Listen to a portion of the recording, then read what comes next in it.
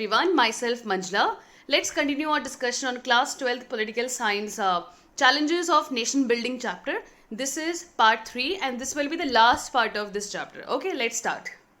Now see, if you want a PDF of every single video I upload, just go and join the Telegram channel where you have to search the Manjula Mom official, and then you can get all the latest video link about whatever I upload and about the PDFs. I share all those things over there. Okay, so you can get it from there. Now in this last part we are going to discuss about Sardar Vallabhbhai Patel and then about state reorganization process and everything. Fine. Since CBSE has provided in its reference material about Sardar Vallabhbhai Patel, so that thing we are going to discuss first. Fine. Now let's start. Now first, Sardar Vallabhbhai Patel, as you all know, that he was the first Deputy Prime Minister of India and Home Minister. Fine. See, Sardar Vallabhbhai Patel, he emerged as one of the major leader of freedom movement after the Kheda Satyagraha in 1918 and Bardoli Satyagraha in 1928. So ये जो two सत्याग्रह हुए थे, one at the Kheda district of Gujarat and Bardoli town which is there in Surat district of Gujarat. वहाँ पर ये जो दो सत्याग्रह हुए थे, वहाँ से ये बहुत ही strong leader emerge हुए थे. Fine, and then he became one of the famous leader under this Indian national movement. Okay, so let me show you the place of Kheda and Bardoli in the map. Here you can see the map of India. Here in the Gujarat, you can see here in this place, over in this location. Here we have a Surat district. In that Surat district, we have one important town, that is Bardoli. Okay, and in this map, you can see the Kheda district over here. I hope the location is clear to all of you. Fine. Now see what happened. Kheda और जो बरदोली यहाँ पर जो सत्याग्रह हुए थे वहाँ basically यही था main focus that about farmers exploitation के अगेंस्ट गांधी जी ने बहुत स्ट्रांगली वहाँ पर मूवमेंट स्टार्ट किया था. And at this Bardoli Satyagraha in this particular over location, यहाँ सूरत में एक टाउन जो है बरदोली, यहाँ पर बरदोली सत्याग्रह में जो सरदार वल्लभ भाई पटेल जी का जो रोल जो होता है that was commendable for his great organizational skill. In the Bardoli Satyagrah, Mahatma Gandhi gave the title of Sardar to Vallabhbhai Patel. Okay, तो हम सरदार पटेल जो कहते हैं, Sardar has been the title given by Mahatma Gandhi for his good organizational skill, for his best contribution at the Bardoli Satyagrah. Fine, तो उसके बाद हमको सरदार का जो टाइटल जो था वो महात्मा गांधी जी ने दिया था. Is that clear to all of you? सो इन दोनों जो सत्याग्रह हुए थे at Kheda, at you can see Kheda district and Bardoli, उसके बाद वो बहुत ही एक स्ट्रॉन्ग लीडर की तरह इमर्ज हुए थे. Is that clear? See, after independence we face a lot of challenges. India faced it. Fine. So one of the big challenge, or we can say a big challenge, an immediate challenge at that time, that was integration of princely states with India. Okay 565 princely states थे, उन सभी को India के साथ integrate ना, that was one of the big challenge that India faced at that time. And Sardar Vallabhbhai Patel, through his political experience, his art of negotiation, his way of doing diplomacy and his foresighted views, he done very well.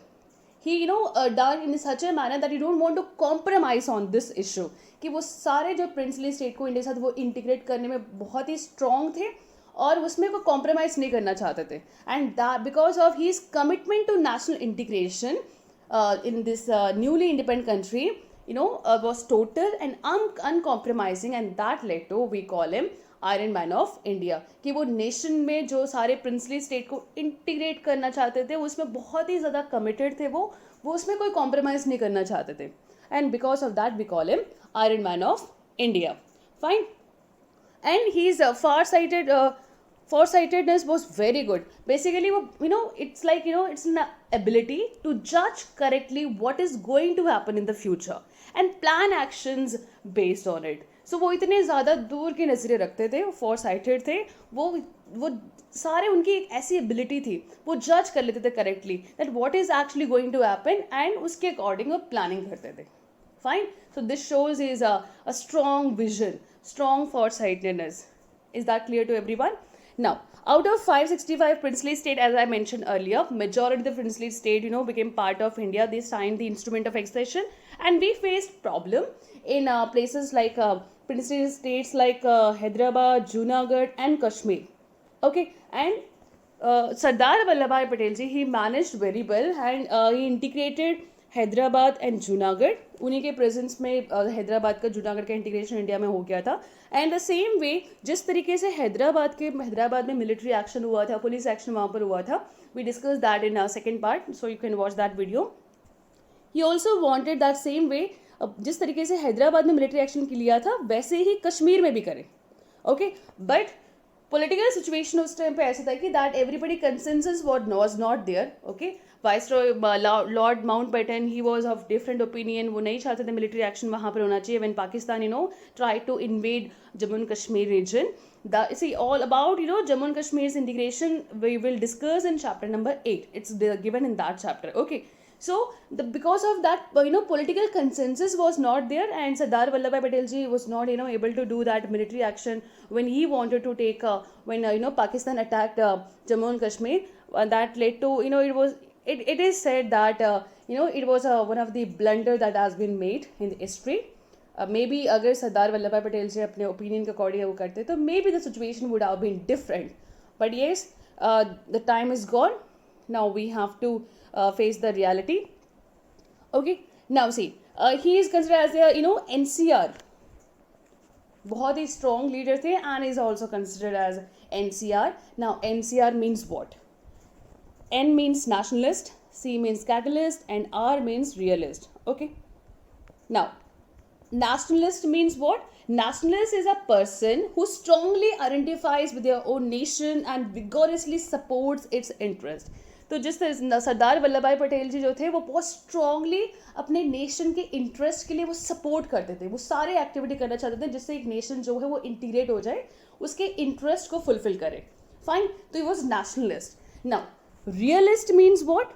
Realist is a person who supports a situation as it is and is prepared to deal with it accordingly. कि जैसा situation है उस situation को वैसे ही देखना और उसके according जो भी एक्शन की जरूरत है उसे स्ट्रांगली अडॉप्ट करना. Realist, he was not idealist. अच्छा ऐसा होना चाहिए, it should be ideal like this, not like that. Okay, and catalyst means what? Catalyst something that causes an event to happen. Okay, Sardar Vallabhbhai Patel ji के presence में क्या था कि that a certain because of his presence a lot of changes took place. Okay, for example you can see here, उनके presence में ही जूनागढ़ में problem था. Junagadh was integrated with India, and Hyderabad में प्रॉब्लम था, that was also integrated with India. Fine, so he was catalyst.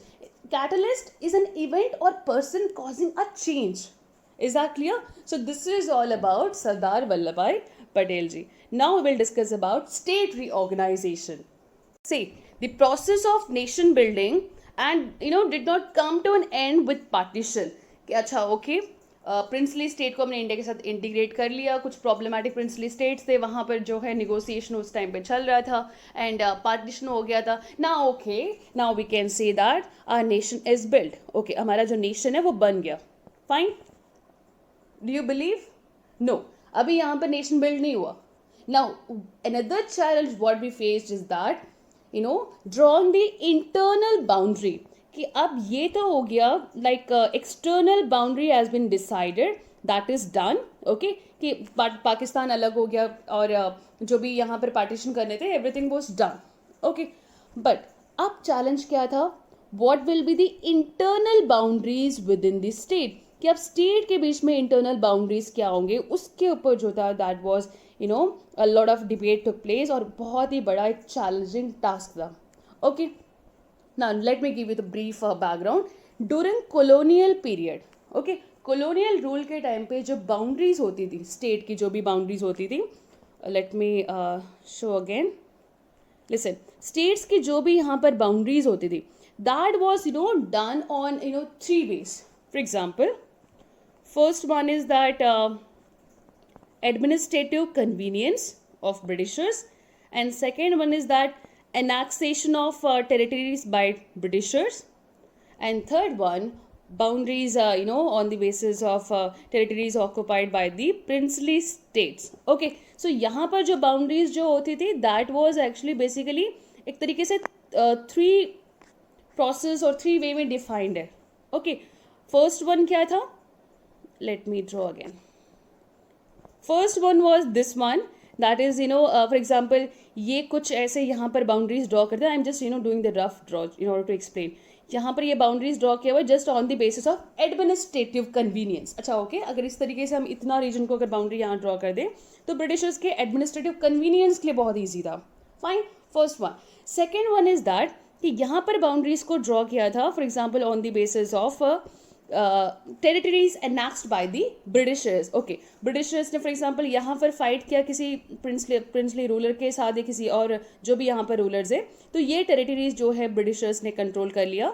सो उसका एक अलग boundary बन गया. Fine, based on in the territories that they annexed. Okay, so ये दूसरा था. अच्छा, थर्ड क्या था? Third was this one, that the territories that are actually controlled by the princely state, उनकी बाउंड्री अलग हो गई. ओके, तो इस तरीके से जो बाउंड्रीज जो थी दैट वाज फॉर एग्जांपल अगर इसी पर्टिकुलर रीजन में यहाँ पर प्रिंसली स्टेट्स के ये कुछ टेरिटरीज है, ऐसे I am just doing the rough drawing, this is not the actual one, just to explain all the three things I am just making like this. Okay, so इस तरीके से जो boundaries जो थी वो डिफाइंड था. Fine, let me do the recap. First one is on the basis of administrative convenience and second one the territories annexed by the Britishers. Okay, and third one the territories controlled by the princely states. Fine, now जो national movement जो उस time पे हो रहा था, जो Indians जो leaders जो थे, they were totally against this way of boundary, I mean the way the boundary was marked at that time. They said that it's an artificial one. Okay, उनका ये कहना था कि ये आर्टिफिशियल है. ओके, बिकॉज देखो यहाँ पर जो भी बाउंड्रीज डिफाइंड थे उस टाइम पे, that was actually done on it's convenience, on the base of annexation, on the base of territories controlled by the princely state, where all the people's language or culture that was not taken into consideration in order to make the boundary. That is to be noted. Fine. So उस time पे जो national leader जो थे हमारे Indian national Congress party के members and everywhere और all the prominent leaders eight that time, they actually rejected this one. They said that this is an artificial boundary and they promised that after independence states boundary will be made on the basis of linguistic principle, कि language के basis पे हम states के boundaries बनाएंगे.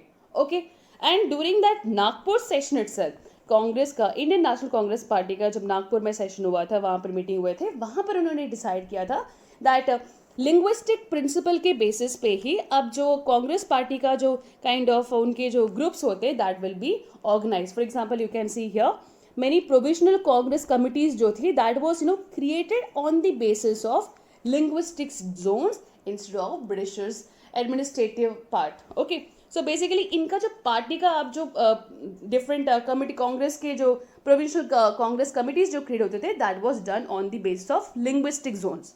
Okay, whatever the activity that Britishers were used to take place at that time, whatever they used to do at that time, that was actually done the way that was actually decided, like for example administrative convenience and that annexation of the territories, वो सारी चीज़ें process वैसे चल रहा था. Congress party ने अपना ये डिसाइड किया कि उनका जो प्रोविंशनल कांग्रेस कमिटीज जो है that was will be created on the base of linguistic zone and this was done at the Nagpur session of Congress in 1920. Keep that in mind. Okay, now here comes the point. अच्छा देखो, पहले ये decide हुआ कि उन्होंने Indian national Congress leader जो भी movement में मेंबर्स थे, they all rejected the Britishers way of doing the boundary demarcation. After independence all these eminent leaders who promised at that time, now they rejected that states should not be created on the basis of language. Okay, तो initially सारे जो leaders जो थे, सरदार Vallabhbhai Patel जी और जवाहरलाल नेहरू और जो prominent leader जो थे, they all rejected that states should not be created on the basis of language initially. Now why they rejected? Here comes the point. The first one is that partition हुआ था. We all know that partition के साथ हमें independence मिला था, and that partitions bad feeling, वो जो pain जो था, that was the bad feeling of partition was still there in the minds of the people. Okay, so partition अभी 1947 अभी जो independent मिला था, that was with partition. So उसका जो bad feeling है, जो उसमें communal rights हुए थे, जो उसमें conflicts हुए थे, okay, so those, those bad feeling was still in the minds of the people. Fine. And the leaders, they don't want to face any kind of further riots and conflicts on the basis of now internal boundary distribution. Okay, so this was one reason. Second one is that it will lead to disruption and disintegration. इससे India जो है बहुत different parts में disintegrate हो सकता है, because India was full of India is full of diversity in terms of religion, in terms of language, in terms of culture everywhere, right? And the next one is that the leaders believe that it's now the time to focus on social and economic challenges, right? See, India born in 1947, एक तरीके से उसका ये date of birth है, okay, and India is like a newborn baby at that time. So उसके सामने बहुत सारे challenges थे. अब इंडिया में क्या था, the poverty was very high, people are not educated. अब उन एरियाज में बहुत ज़्यादा काम करने की ज़रूरत है, एंड एग्रीकल्चर सेक्टर में बहुत ही ज़्यादा farmers are dependent on monsoon, कोई उसमें मॉडर्न फार्मिंग, कोई मेथड्स वगैरह, कोई वो सारी चीज़ों में बहुत ज़्यादा उसमें इन्वेस्टमेंट करने की ज़रूरत है. And in terms of if you talk about economic condition, that was also not strong. ज़्यादा कोई इंडस्ट्रीज नहीं था, उसमें भी डेवलपमेंट करने की ज़रूरत है, right? Infrastructure was not very good. So basically the leader believed now it's time for them to focus on these areas, social and economic challenges. Fine. And it's not time to shift their attention from these challenges. Okay, अगर यहाँ पर state को reorganize करेंगे on the basis of language, it will shift their attention from their economic and social challenges. Fine. So that is also one reason why they not wanted to do the this state reorganization on the basis of language after the independence. Starting के उस time पे वो नहीं चाहते थे कि ये ऐसा काम हो.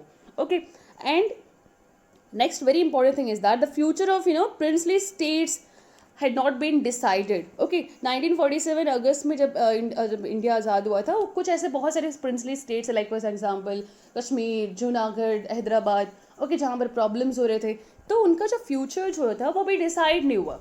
Fine. So because of all these reasons, leaders at that time after independence, they don't want to do the state reorganization on the basis of language. Is that clear?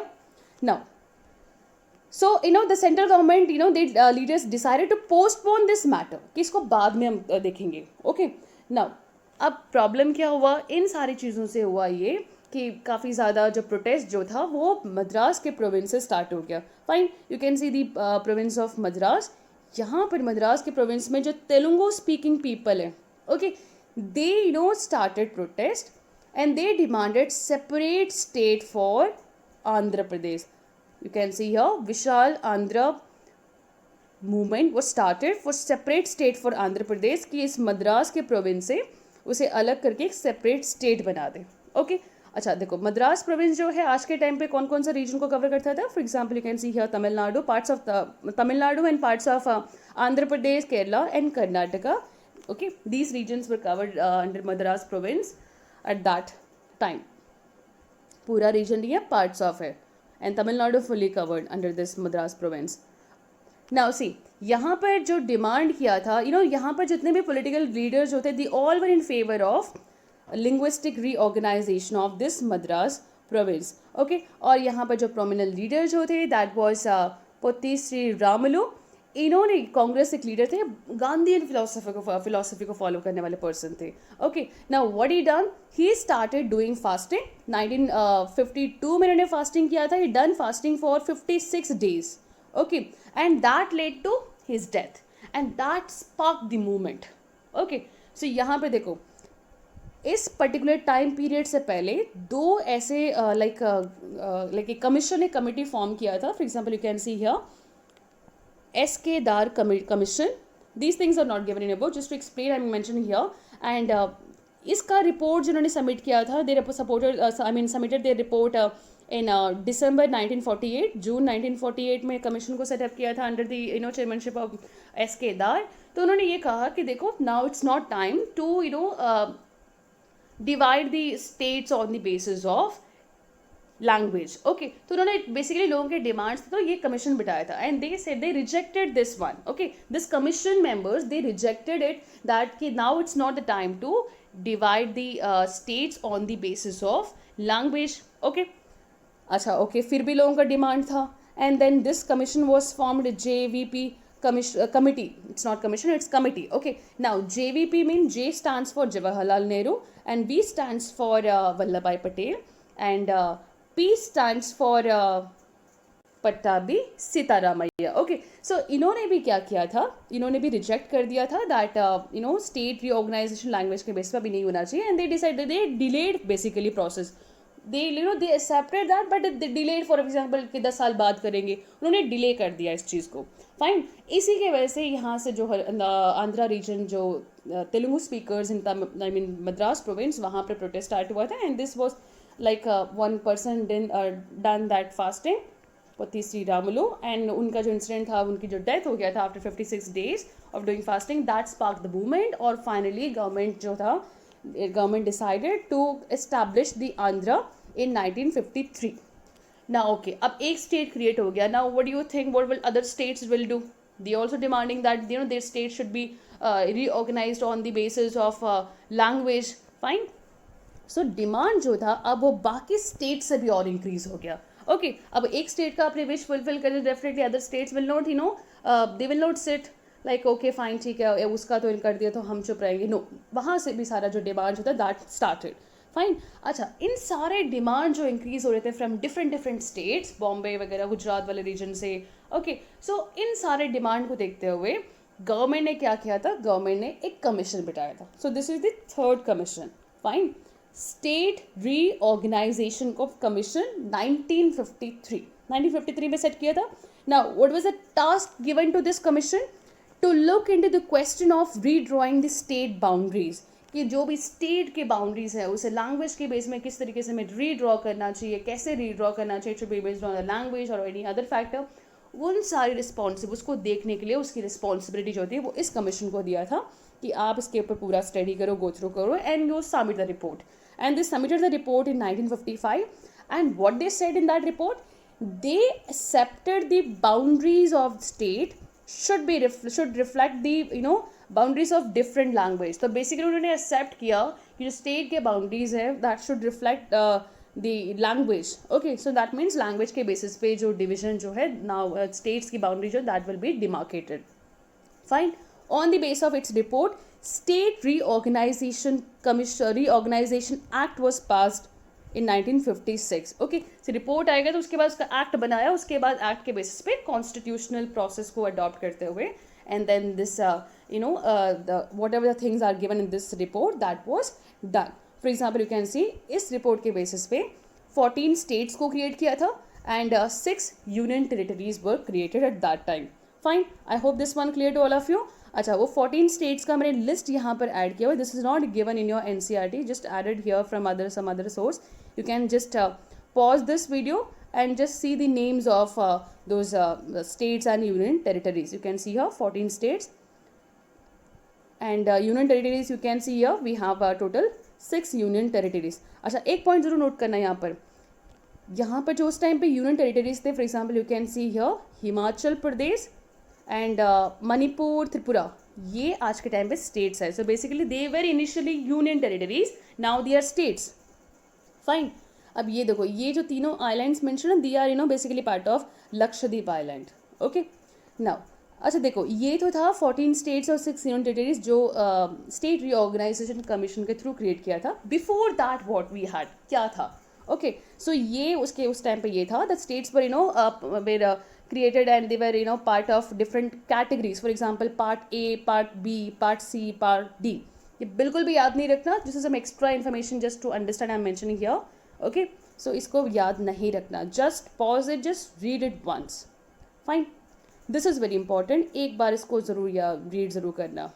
okay, now here I mentioned all those states which were created on the basis from after 1956। जब देखो 1956 में ये सारे बना था, 14 states and 6 union territories were created and after that 15 state को 17 16 कौन कौन से स्टेट बने थे, यहाँ पर मैंने वो एक्स्ट्रा इन्फॉर्मेशन प्रोवाइड किया हुआ है just you can pause the video, you can see here 1963 Nagaland 16 state बना था, एंड 1966 में Haryana 17th, Himachal Pradesh 18th। Okay, पहले देखो यूटी था, फाइन, तो इसके अकॉर्डिंग वो यूटी था, but in 66 it become Himachal Pradesh become 18th state. Okay, and same you can see here Manipur, Tripura, Meghalaya.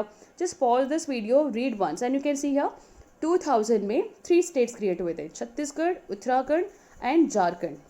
Okay, and see Chhattisgarh were created from Madhya Pradesh, fine, and Uttarakhand को create किया था from UP, Uttar Pradesh, and Jharkhand was created from Bihar for the administrative convenience, regional imbalance ना हो, because of those reasons these states were created. And Telangana you can see 29th state बना था 2014, this was created from Andhra Pradesh से अलग हुआ था, okay.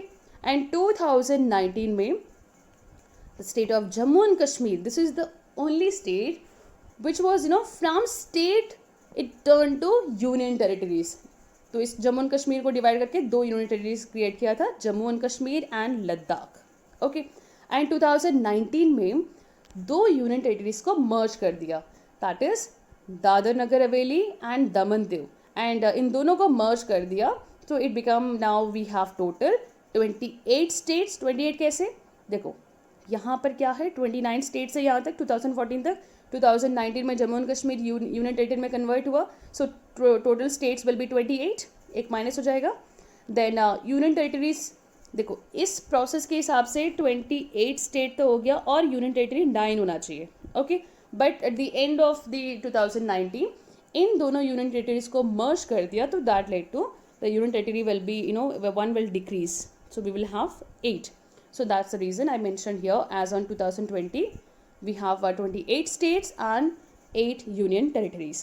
Now here I mentioned those states name which were initially union territories, but later on they became state. So इसको ज़रूर याद रखना, बहुत important है for exam. Himachal Pradesh, Arunachal Pradesh, Mizoram, Goa, Tripura, Manipur, okay. And this one also mentioned here, state to UT से कौन सा है, Jammu and Kashmir, it changed into 2 UT, Jammu and Kashmir and Ladakh, fine. So यहाँ पर map भी है, you can see here. Now see, अब initially जो concerns क्या थे starting में, demand for separate state, why it was not accepted, that's the main reason is that it will endanger the unity of country का unity जो है उसके लिए बहुत नुकसान होगा, and लिंग्विस्टिक स्टेट से क्या होगा, सेपरेटिज्म का जो इस तरीके से अगर सेपरेट स्टेट क्रिएट होंगे on the base of language, so that it can create that to that they want separate nation, and it will create pressure on newly founded nation के ऊपर बहुत ज़्यादा प्रेशर होगा इस तरीके से अगर स्टेट्स डिमांड करेंगे, okay. And that's the reason that they not favored for linguistic creation, but later on the leaders realized that they whatever that they are demanding that should be fulfilled, or leaders ने finally decide किया that they will support this one. That's why we have seen that state reorganization commission was set up in 1953, and through that different states को create किया था, okay. And it was also hoped that if we accept the regional and linguistic claims of all regions, the threat for the division and separatism would be reduced. तो ये भी like मारा गया था that if we accept, जो leaders ने जिन्होंने accept किया था after this after the Andhra Pradesh creation 1953, they thought that if we accept the regional and linguistic, जो भी different region में linguistic language के basis पे जो claim करेंगे that they should be created separate state, अगर उसको वो एक्सेप्ट करेंगे तो इससे सेपरेटिज्म जो है वो काफ़ी ज़्यादा, डिविजन सेपरेटिज्म वो रिड्यूस हो जाएगा, बिकॉज उनके डिमांड को आपने फुलफिल कर दिया, फाइन, तो वो उनका सेपरेट होने का जो चांसेस है वो रिड्यूस हो जाएगा, and the country will be united for ever, okay. And इस तरीके से डिमांड को एक्सेप्ट करने से हम लीडर्स ने ये शो किया that they are actually accommodating regional demands and formation of linguistic states, और इससे ये शो होता है कि रीजन के डिफरेंट डिमांड्स को अडॉप्ट एक्सेप्ट करने से, लिंग्विस्टिक बेसिस पे स्टेट्स को क्रिएट करने से, it shows that a country is more democratic, कि उनके आवाज़ को सुना जा रहा है, उनके जो भी डिमांड है फुलफिल किया जा रहा है, इट्स नॉट यहाँ पर अथॉरिटेरियनिज्म नहीं हो रहा है, यहाँ this shows that it's a democratic process where the people's demands are actually regional regions, different regions demands are fulfilled on the basis of in a realistic manner, in a proper way, okay. Now more than 50 years now, it's been more than 50 years, काफ़ी ज़्यादा time pass हो चुका है. Now if we evaluate that what was the impact of this linguistic reorganization, कि language के basis पे जो हमने states को reorganization किया था, what was that impact? Fine. More if we look at today's time, now see, इससे ये हुआ that nature of democratic politics, that changed a lot. Now how it changed? Because of state, we created states on the basis of language, different demands, उनके culture को ध्यान में रखते हुए उसको हमने create कर दिया. Okay, अब इससे benefit क्या हुआ? That now more people, okay, more people in that particular region, those who are not that much English speaking elite, belonging to elite group, वो सारे जो डिफरेंट लोग जो है अब उन्हें भी एक चांस मिल गया कि now they will also become the part of this democratic system, that government system, और वो भी अपना जो रीजन के लिए जितना हो सकते हैं that they are playing a positive role. Now they are getting a good chance to participate. That is to be point to be noted. यहाँ पर कुछ लोगों का जो एलिट पीपल, जो इंग्लिश स्पीकिंग एलिट पीपल है, उनका डोमिनेशन नहीं है. Okay, although it is they are in different places, but yes we can see that in different places, different region में वहाँ के जो ओरिजिनल इनहैबिटेंट है उन्हें बहुत चांस मिलता है इससे. ओके, एंड इससे ये भी शो होता है कि दैट स्टेट की जो बाउंड्रीज जो है वो यूनिफॉर्म तरीके से एक तो ड्रॉ हो गया, डिमार्केट हो गया. Okay, and it not led to integration of the state. It was believed after independence that India जो है एक मल्टी कल्चरल, मल्टी डाइवर्सिटी, इतना कुछ यहाँ पर डिफरेंट लैंग्वेज कल्चर्स है और ये इस तरीके से लैंग्वेज के बेस पे अलग से डिमार्केट होंगे, तो it will create disintegration of country. जो इंडिया जो है बहुत डिफरेंट पार्ट्स में वो टूट जाएगा.